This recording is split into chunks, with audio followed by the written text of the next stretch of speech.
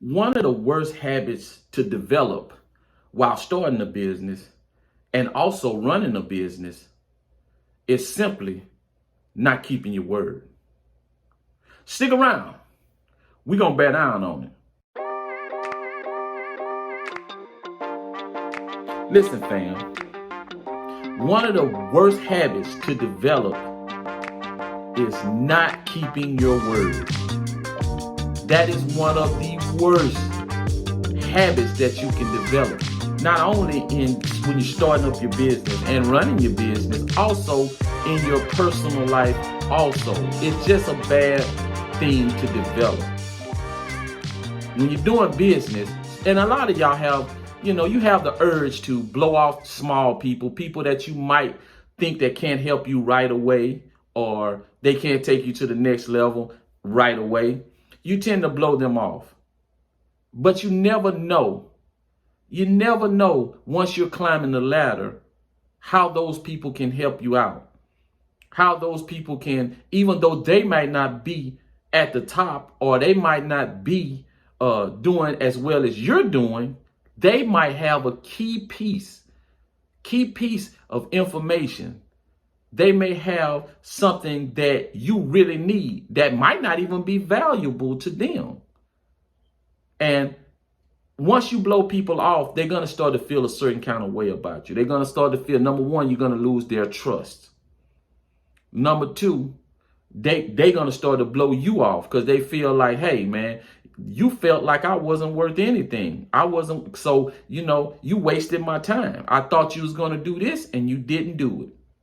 And that's one of the worst things, because you want your brand to grow. You want your name to be good. When people speak about you, that you want them to speak about you in a way that, hey, I can trust this guy or this young lady.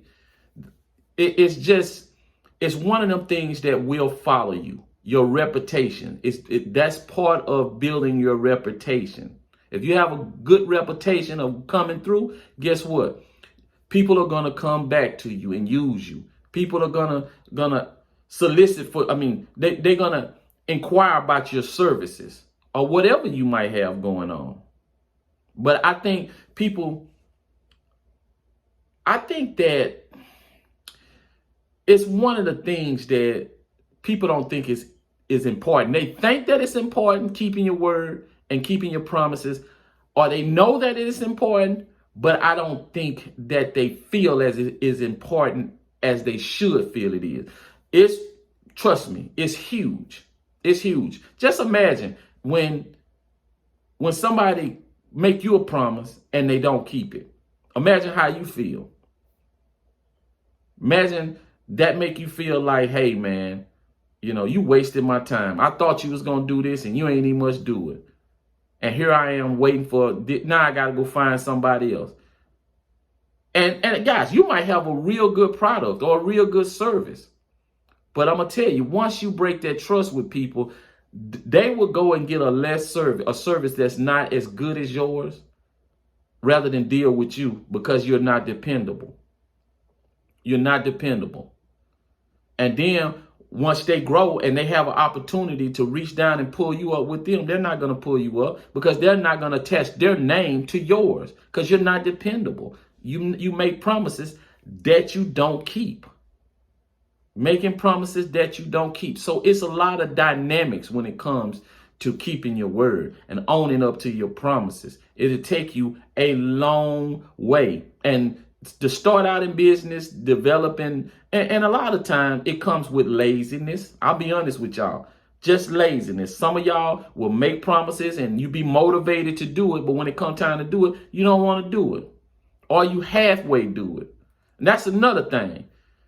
When you halfway give somebody a service, that means you're not putting your best foot forward. You're not putting your best effort. Even if I just say if you was a singer and you was performing, only 2 people came up to your show and you gave them a half decent show, then guess what? Those 2 people are going to go away and they're going to spread that, man, you don't even give a good show. It doesn't matter if 2 people showed up. You give them the best effort as you can. as you possibly can, as if it was 30,000 people in the crowd.